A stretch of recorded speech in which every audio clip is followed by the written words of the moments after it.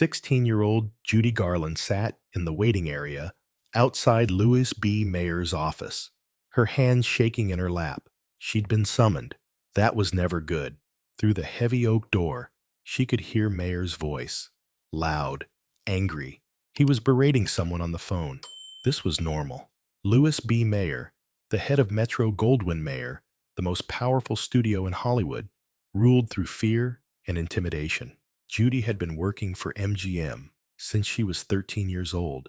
She'd made The Wizard of Oz at 16. She was now one of the studio's biggest stars. But that didn't protect her. If anything, it made Mayer's control more intense. The intercom buzzed. Mayer's secretary, Ida Coverman, looked up. "He'll see you now, Judy." Judy stood, smoothed her dress, and walked into the office. What happened in the next 23 minutes would be documented in a way nobody realized at the time. Mayer had installed a recording system in his office in the early 1940s, ostensibly to keep records of important business meetings. But it recorded everything, including what he said to a teenage girl about her body, her worth, and her future. Those recordings sat in storage for 70 years. Ida Coverman kept them after Mayer's death in 1957. When Ida died in 1954, they passed to her niece. When the niece died in 2010, they were found in her estate. In 2012, historian Mark Griffin was researching MGM history when he discovered the recordings. What he heard shocked him, and when portions were released in 2013, they revealed the systematic psychological abuse that destroyed Judy Garland long before pills and alcohol ever touched her. This is the story of those recordings. The words Louis B. Mayer said to Judy Garland when nobody else was listening, and how a 16-year-old girl was broken by the man who controlled her entire life. To understand what Louis B. Mayer did to Judy Garland, you have to understand the MGM system of the 1930s and 40s. MGM wasn't just a movie studio. It was a factory that manufactured stars. And if you were under contract, you were property. The studio controlled your name, your image, your weight, your relationships, your entire existence. Louis B. Mayer was the absolute ruler of this kingdom. Born Lazar Mir in Belarus in 1884, he'd immigrated to America and built MGM into the most profitable studio in Hollywood. He was ruthless, controlling, and believed he had absolute authority over everyone who worked for him. He called his contract players "my children," but the way he treated them was anything but paternal. Judy Garland was born Frances Ethel Gumm in 1922. She'd been performing since age 2. When MGM signed her at 13 in 1935, they immediately began reshaping her. New name, new hair, new teeth, diet pills to keep her thin, amphetamines to keep her energized, barbiturates to help her sleep after the amphetamines. She was a child, and they were drugging her. By 1939, when The Wizard of Oz made her a star at age 16, Judy was already dependent on pills. Her weight fluctuated constantly. The studio put her on starvation diets, gave her more pills, monitored everything she ate, and Louis B. Mayer personally supervised her development, which meant he saw her not as a person, but as an asset to be controlled and maximized for profit. The recordings from Mayer's office cover the period from 1941 to 1951. Hundreds of hours of meetings, phone calls, and conversations. Most are mundane business discussions, but scattered throughout are sessions with Judy Garland. And those sessions reveal a pattern of psychological abuse that would destroy her. Mark Griffin had been researching MGM history for a book about Hollywood's golden age. In 2012, he was contacted by a woman named Sarah Coverman, the grandniece of Ida Coverman, who had been Louis B. Mayer's executive secretary for over 20 years. Sarah was clearing out her aunt's estate after her death. Among the items was a large box of reel-to-reel tapes, carefully labeled with dates from 1941 to 1951. Griffin later described what happened in his 2014 book, The Secret Voice of Louis B. Mayer. Sarah called me because she knew I was researching MGM. She said, "I found these old recordings. They're from my great Aunt Ida's collection. I don't know if they're important, but they're labeled as being from Louis B. Mayer's office." I drove to her house immediately. When I saw those tapes, over 200 hours of recordings, I knew this was potentially significant, but I had no idea what I was about to hear. Griffin spent 6 months digitizing the recordings. Most were business meetings, contract negotiations, production discussions, standard corporate material. But then he found the sessions with Judy Garland. The first one was dated March 15th, 1943. Judy would have been 16 years old, though MGM publicly claimed she was 18. Griffin described listening to that first recording. I could hear Mayer's voice, that distinctive growl he had, and then I heard Judy. She sounded so young, nervous, scared, and then I heard what Mayer said to her about her weight, about her appearance, about her value to the studio. I had to stop the recording. I felt physically ill. This was a 57-year-old man speaking to a 16-year-old girl in a way that was psychologically devastating, and it was all documented, preserved, undeniable. Griffin consulted with lawyers and historians.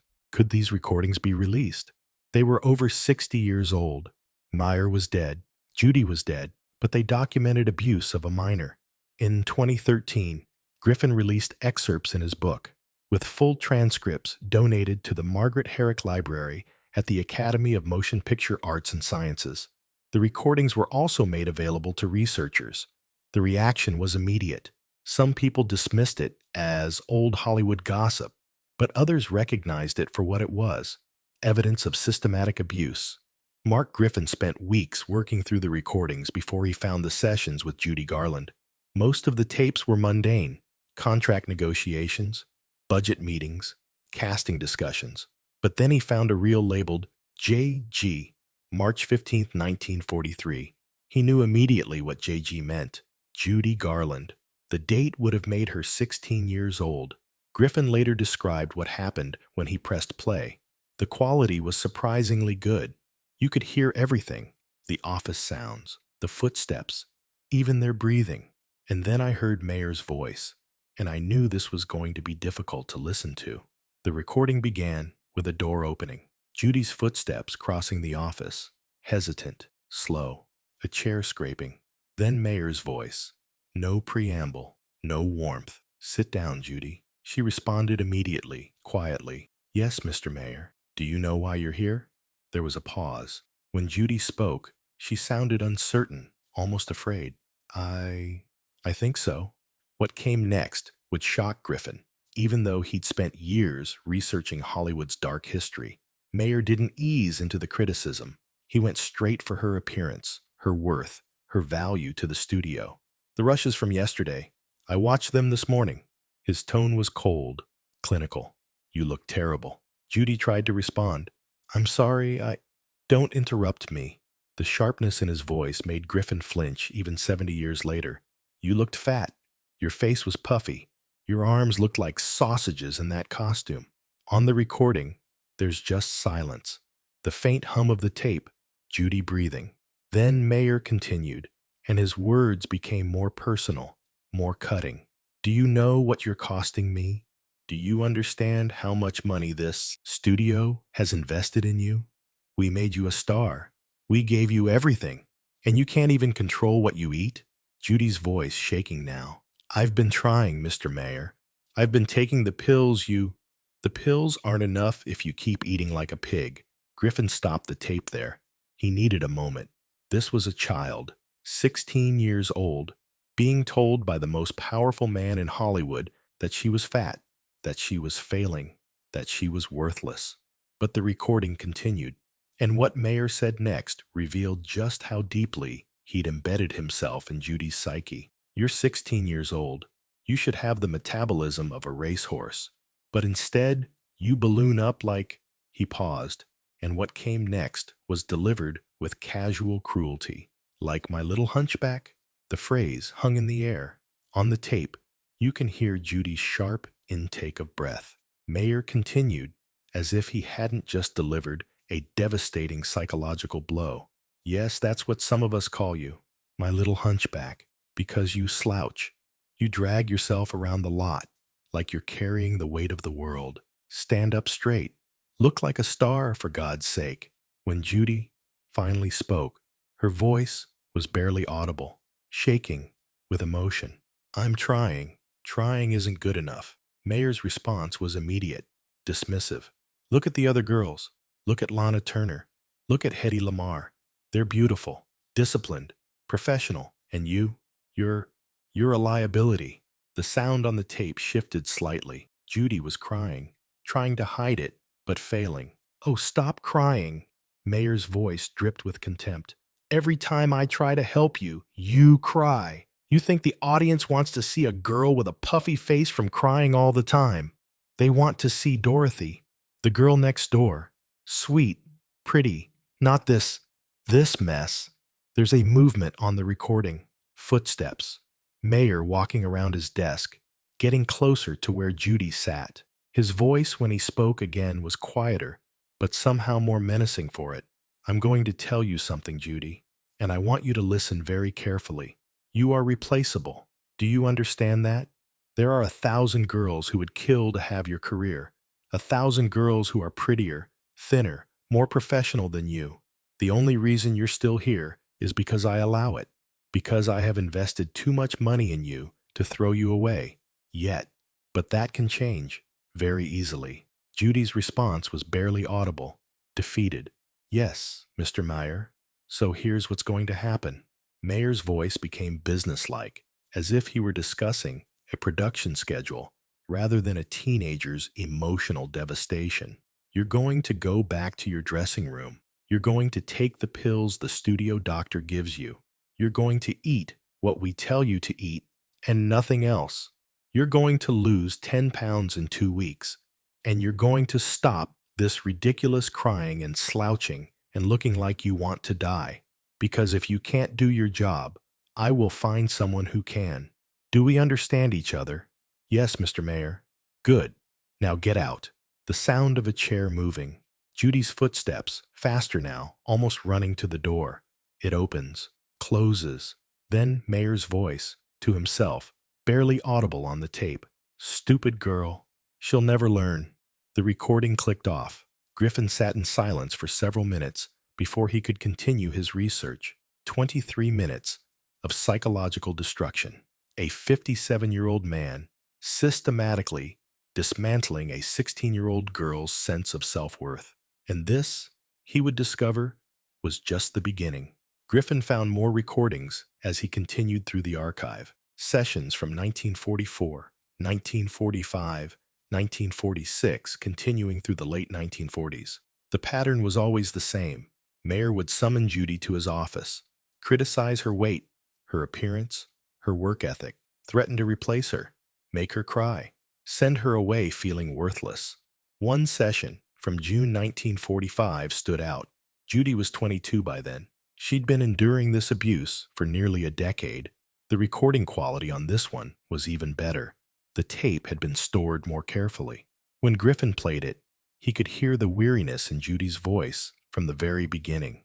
This wasn't a frightened 16-year-old anymore. This was a young woman who'd been broken down so many times she barely had the energy to defend herself. Mayer started without greeting. The camera adds 10 pounds, Judy. You know that. So when you look normal in person, you look fat on screen. And right now, you look fat in person, which means on screen, you look like a cow. Judy's response came slowly, as if she'd had this conversation 100 times before. I'm on the diet you prescribed, Mr. Meyer. I'm taking the pills. Then take more pills. Eat less. I don't care what you have to do. But you will lose weight or you will lose your contract. Silence on the tape. Just breathing. You know what your problem is? Mayer continued, his voice taking on a philosophical tone, as if he were about to share wisdom rather than deliver abuse. You have no discipline. You're weak, and weakness disgusts me. He paused, letting that sink in. You want to know what I see when I look at you? I see wasted potential. I see a girl who could have been the biggest star in the world, but who's too lazy and too fat to do what it takes. On the recording, you can hear Judy's breathing become irregular. She was crying again. "I'm doing everything you ask." Her voice broke on the words. "No." The single word was sharp, final. "If you were doing everything I asked, you'd be thin, beautiful, professional. Instead, you're a constant disappointment. Now get out of my office before I do something we both regret." The door opened and closed. Judy was gone. The tape continued for a few more seconds. Mayer sighing, papers rustling, then silence. Griffin stopped the playback and made notes. This session had lasted only 7 minutes. Mayer had spent 7 minutes destroying whatever remained of Judy Garland's self-esteem. Then he'd gone back to his paperwork. These weren't isolated incidents. Griffin documented over 20 separate sessions between Mayer and Judy across a decade. Each one followed the same pattern. Mayer attacking her appearance, questioning her professionalism, threatening her career, making her feel worthless. And each time, Judy's voice on the recordings sounded a little more defeated, a little more broken. The recordings revealed something else too, the casual nature of Mayer's cruelty. This wasn't a man who flew into rages and then regretted it. This was calculated, systematic psychological abuse designed to keep Judy compliant and controllable. He called her "my little hunchback" across multiple sessions, used it like a nickname, a label that reduced her to her perceived physical flaws. He told her she was replaceable again and again until she believed it. He praised other actresses in front of her, comparing Judy unfavorably to women he deemed more beautiful, more professional, more worthy. And through it all, the studio was giving her pills, the same pills Mayer referenced in his criticisms. "Take the pills. The pills aren't enough. Take more pills." They were destroying her body while he destroyed her mind. A coordinated assault on a young woman who'd been in their control since she was 13 years old. The impact of Mayer's abuse on Judy was catastrophic and lifelong. By her early 20s, Judy Garland was completely dependent on pills. The studio had been giving them to her since age 14.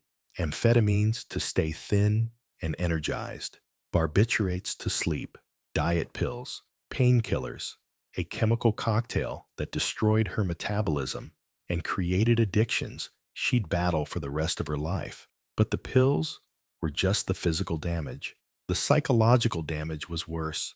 Judy developed a profound self-hatred about her body. She believed she was fat, even when she was dangerously thin. She believed she was ugly, even though millions of people thought she was beautiful. She believed she was worthless, even though she was one of the most talented performers of her generation. Because Louis B. Mayer had told her these things, over and over, for years. And she'd been a child when it started. She had no defense against it. In the late 1940s, Judy's behavior on set became increasingly erratic. She'd show up late, miss days entirely, have emotional breakdowns in her dressing room. The studio blamed her for being difficult, but the recordings reveal a different story. Griffin found a session from 1948 when Judy was 26. By this point, her voice on the recordings had changed completely from that frightened 16-year-old.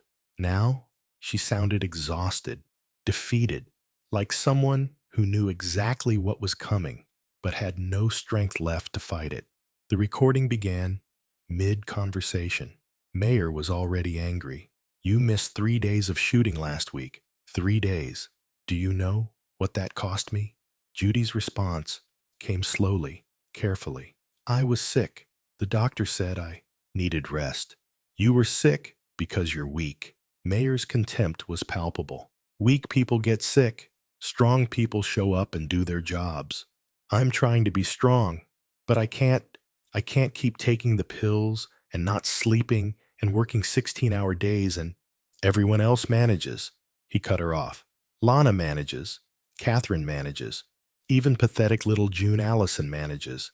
But you collapse. You cry. You make excuses." Silence on the tape. long enough that Griffin thought the recording might have stopped. But then Mayer spoke again, and his words were even crueler for being delivered calmly, matter-of-factly. "You know what? I'm tired of this. I'm tired of your tears and your excuses and your failures. Maybe it's time we both admitted the truth." Judy's voice, quiet. "What truth? That you were a mistake, a lucky accident. We found a cute kid with a decent voice and we made her into something she was never capable of sustaining.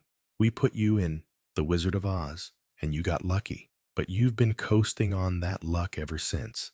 And now the luck is running out." On the recording, you can hear Judy crying, not trying to hide it anymore, just crying openly. "That's not true. I work hard. You're nothing without MGM. You're nothing without me. And the sooner you accept that, the better off we'll both be. Now get out and don't come back until you're ready to be a professional." The door opened and closed. Judy was gone. Mayer remained in his office, and the tape captured him making a phone call to someone in casting. His tone completely changed, friendly, businesslike, as if the previous conversation had never happened. Griffin turned off the recording and sat in his research room feeling sick. This wasn't just abuse. This was systematic psychological destruction, designed to make Judy believe she was worthless, so she'd remain dependent on the studio that was killing her. In 1950, after years of this treatment, after years of pills and pressure and psychological torture, Judy Garland had a complete breakdown. MGM fired her. The official statement said she was unreliable, that she'd become impossible to work with, that she was no longer viable as a commercial property. But the recordings tell a different story. They show a studio that had drugged a child, controlled every aspect of her life, destroyed her self-esteem, and then blamed her when she broke under the pressure. Judy was 28 years old when MGM fired her. She'd worked for the studio for 15 years. She'd made them millions of dollars, and they discarded her like she was nothing, because Louis B. Mayer had spent 15 years telling her that's exactly what she was. Judy Garland spent the rest of her life battling the demons that MGM and Louis B. Mayer had created. After being fired in 1950, she attempted suicide. Then she slowly rebuilt her career through concerts and occasional films. Her 1961 Carnegie Hall concert was legendary, but even at the height of that triumph, she couldn't escape the voice in her head telling her she was fat, worthless, a disappointment, because that voice sounded like Louis B. Mayer, and it had been implanted when she was too young to defend herself. Judy's daughter, Liza Minnelli, later described how her mother would stand in front of mirrors and criticize herself, call herself ugly, pinch the skin on her arms, and call herself fat, sob about how she'd ruined everything, how she was a failure, how nobody could love someone like her. It was like she couldn't see what everyone else saw. Liza said in a 1999 interview, "We'd tell her she was beautiful, talented, amazing, but she couldn't hear it. All she heard was Louis B. Mayer's voice telling her she was nothing." The pills that MGM had started giving Judy when she was 14 never stopped. She was addicted for the rest of her life. She tried to quit multiple times, never succeeded.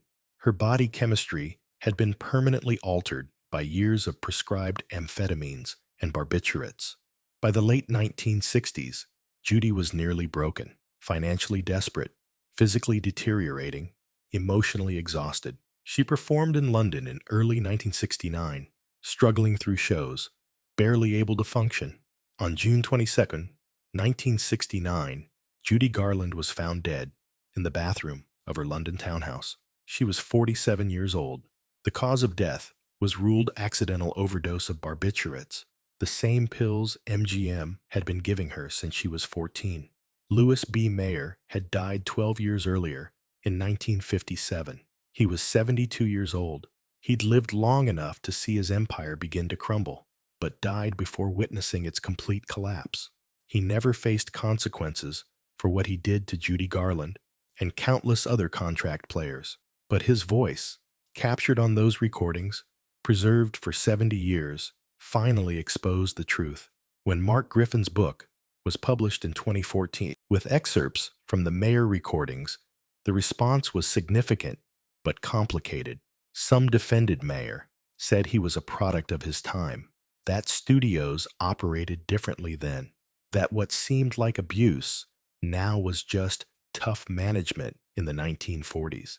But others recognized it for what it was: child abuse, psychological torture, the systematic destruction of a vulnerable young person by someone with absolute power over her. Dr. Janet Taylor, a psychologist specializing in trauma, analyzed the recordings in 2015. What Louis B. Mayer did to Judy Garland meets every clinical definition of psychological abuse. He attacked her self-worth, her body image, her sense of competence. He created a dependency where she believed she was nothing without him. And he did this when she was a child, an adolescent, the most vulnerable time for identity formation.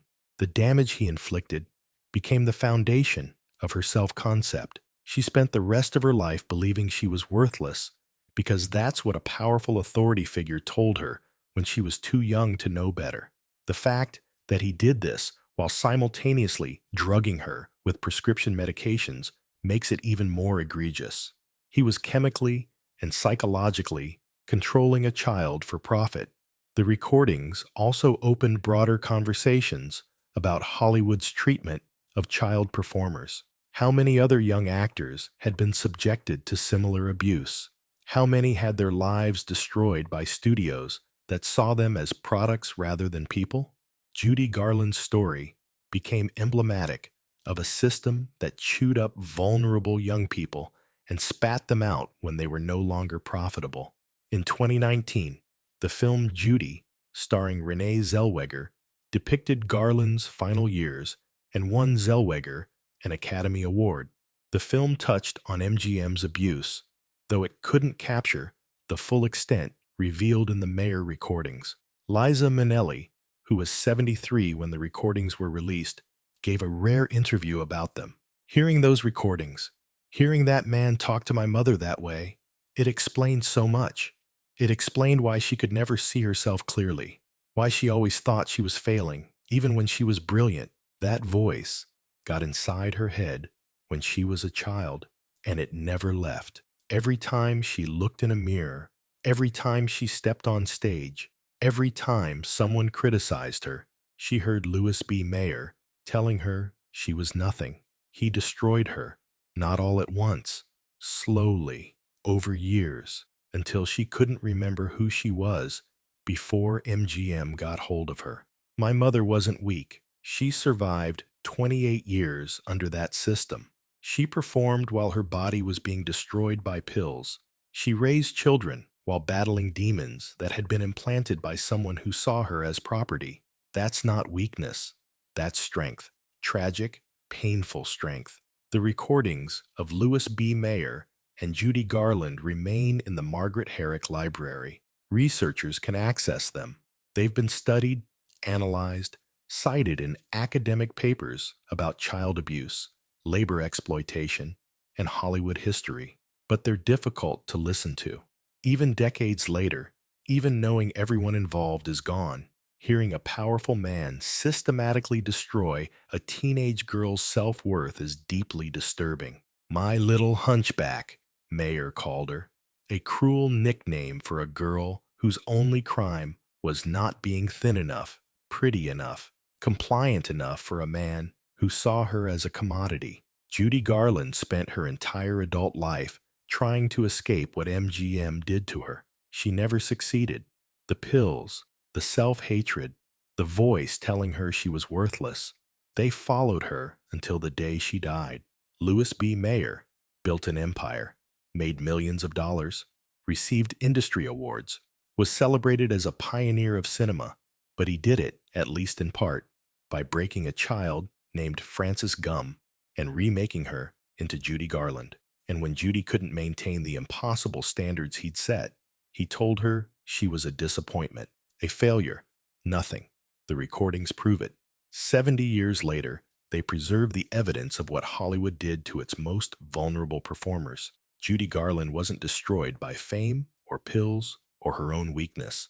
She was destroyed by a system that saw children as assets and treated them accordingly. Louis B. Mayer's voice, captured accidentally on recordings he never intended to be public, finally told the truth he'd hidden behind his benevolent father of MGM persona.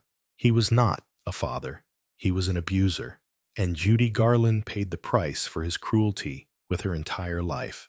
If this story resonated with you, please consider liking the video and sharing your thoughts in the comments. And if you'd like to hear more stories like this, subscribing to the channel is all it takes.